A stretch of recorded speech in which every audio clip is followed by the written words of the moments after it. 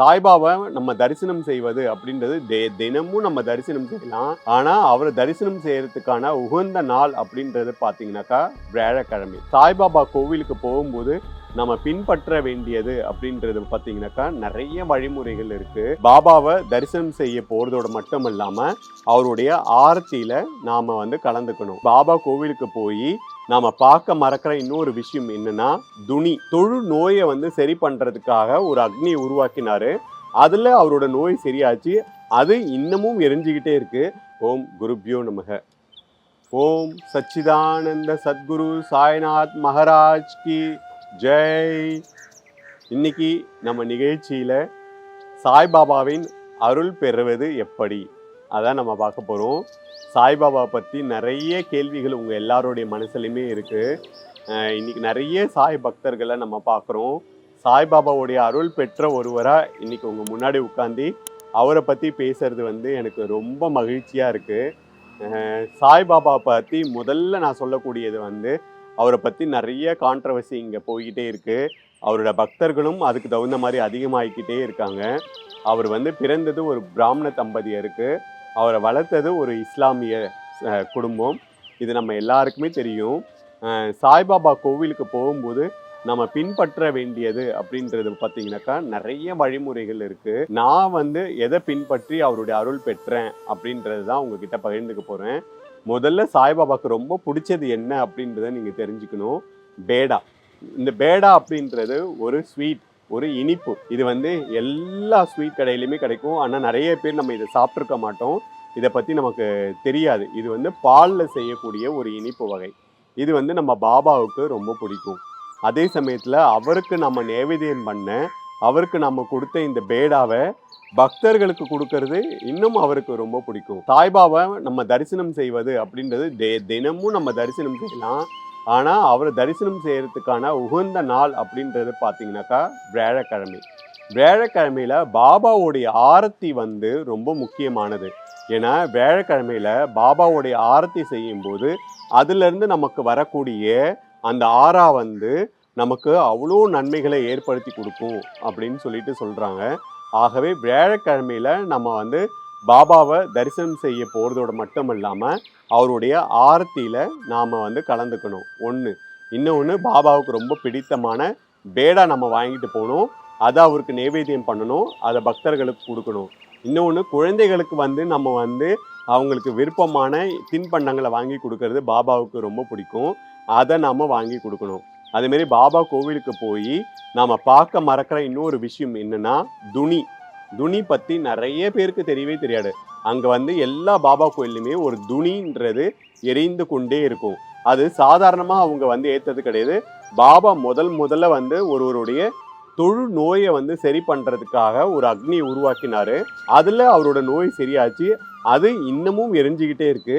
அங்கேருந்து ஒரு தீப்பொறி, ஒரு ஜோதியை கொண்டு தான் எல்லா பாபா கோயில்லையுமே அந்த துணியை உண்டாக்கியிருப்பாங்க. அந்த துணி அப்படின்றது எப்போவுமே எரிஞ்சுக்கிட்டே இருக்கும்.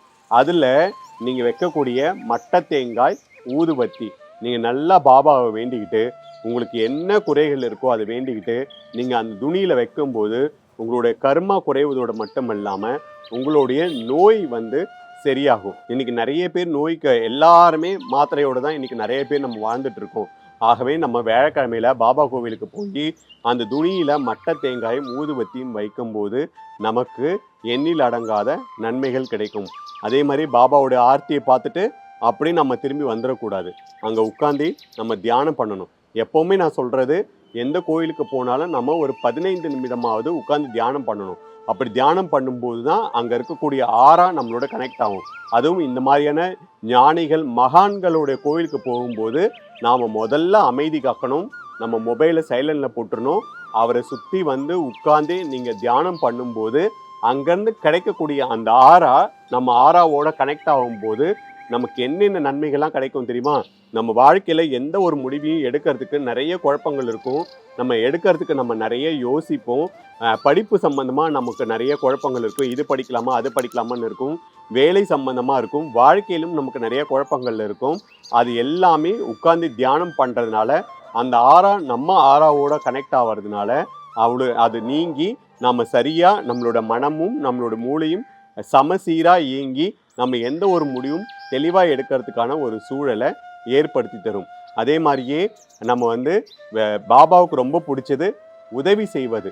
எல்லாருக்குமே நம்ம வந்து பிரசாதமாக வந்து பேடா கொடுக்கலாம், அதுக்கப்புறம் பிஸ்கெட் வாங்கி கொடுக்கலாம்.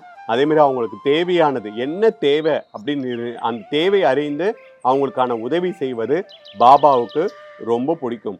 ஆகவே இதை நாம் செய்யும்போது பாபாவுடைய அருளை ரொம்ப எளிதாக பெற முடியும். நிறைய பேர் சொல்லுவாங்க, நாங்கள் பாபாவுக்கு என்ன மந்திரம் சொல்லி அவரை தியானிப்பது, என்ன வந்து ஸ்லோகங்கள் சொல்கிறது அப்படின்னு. எதுவுமே நீங்கள் சொல்ல வேணாம். ஓம் சாய்ராம் அப்படின்னு சொல்லலாம், இல்லை சாய்ராம் மகாராஜ் கி ஜெய் அப்படின்னு சொல்லலாம். ஸ்ரீ சச்சிதானந்த சத்குரு சாய்நாத் மகாராஜ் கி ஜெய் அப்படின்னு சொன்னாலுமே போதுமானது. இதை நீங்கள் கூறி தியானம் பண்ணும் போதும், இதை நீங்கள் கூறி பாபாவை வந்து நீங்கள் வேண்டும் போதும் கண்டிப்பாக உங்கள் வாழ்க்கையில் மிகப்பெரிய நன்மைகள் கிடைக்கும்.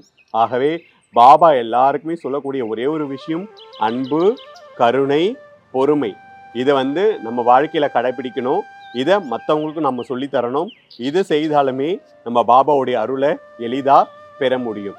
ஆகவே இதை எல்லாரும் பின்பற்றி பாபாவுடைய அருள் பெற்று வாழ்க்கையில் எல்லா நலமும் வளமும் பெற்று இன்புற்று வாழணும் அப்படின்னு என்னோட பிரார்த்தனையை முன்வைத்து மீண்டும் உங்கள் எல்லாரையும் சந்திக்கிறேன். ஸ்ரீ சச்சிதானந்த சத்குரு சாய்நாத் மகாராஜ் கி ஜெய். முருகப்பெருமானை வழிபடும் முறைகள். 1927ஆம் ஆண்டு வள்ளிமலையில் ஒரு மந்திரவாதி தான் திருலோக முருகன் என ஆணவம் கொண்டிருந்தான். ஸ்ரீமத் சச்சிதானந்த சுவாமிகள் அருணகிரிநாதர் எழுதிய வேல் வகுப்பு மந்திரம் 16 வரி மந்திரத்தை முன்னும் பின்னுமாக 64 வரிகளாக உருவாக்கியது தான் வேல்மாறல் மந்திரம். வேல்மாறல் மந்திரத்தை அவர் உருவாக்கி பாட அந்த மந்திரவாதியின் ஆணவம் அழிந்தது, வேல்மாறல் பிறந்தது. வேல் பூஜை அப்படின்றது நிறைய பேர் வந்து தவறாக செய்துட்டு இருக்காங்க. அதாவது வேல் பூஜை அப்படின்றது நம்ம வேலை மட்டும் தனியாக வைத்து பூஜை செய்யக்கூடாது. வேல் வேற முருகன் வேற கிடையாது. வேலும் முருகரும் சேர்ந்து நம்ம பூஜை செய்யும்போது தான் நமக்கு அதிகமான பலன் கிடைக்கும். இப்போ நிறைய பேர் என்கிட்ட கேட்குற கேள்வி, வேலுக்கென்று தனியே கோவில்கள் இருக்கு, வேல் பூஜை நம்மளுடைய பாரம்பரியமான ஒன்று தான், ஏன் நாம் வந்து பூஜை செய்யக்கூடாது அப்படின்னு கேட்குறாங்க. இப்போ கோவில்களில் வேலை வைத்து பூஜை செய்வதற்கும் நம்ம வீட்டில் வேல் வைத்து பூஜை செய்யறதுக்கும் நிறைய வித்தியாசங்கள் இருக்கு. இப்போ ஒரு ஆயுதம் வைத்து நம்ம வந்து வீட்டில் பூஜை செய்கிறோம் அப்படின்னா அதுக்கான நேம நிஷ்டைகள், பூஜை முறைகளை நாம் கடைபிடிக்க முடியாது. அதுக்கு நாம் எலும்பிச்சப்பழம் காவு கொடுக்கணும், பூஷ்ணிக்காய் காவு கொடுக்கணும். இதை கோவிலில் வந்து வேல் மட்டும் தனியாக வைத்து பூஜை செய்கிறாங்கன்னா அதற்கான நேம நிஷ்டைகள், பாரம்பரிய முறைகளை வந்து அவங்க கடைபிடிச்சு அதற்கு நம்ம என்ன காவு கொடுக்கணுமோ அதை கொடுத்து அதற்கான பூஜை முறைகளை சரியாக செய்வாங்க.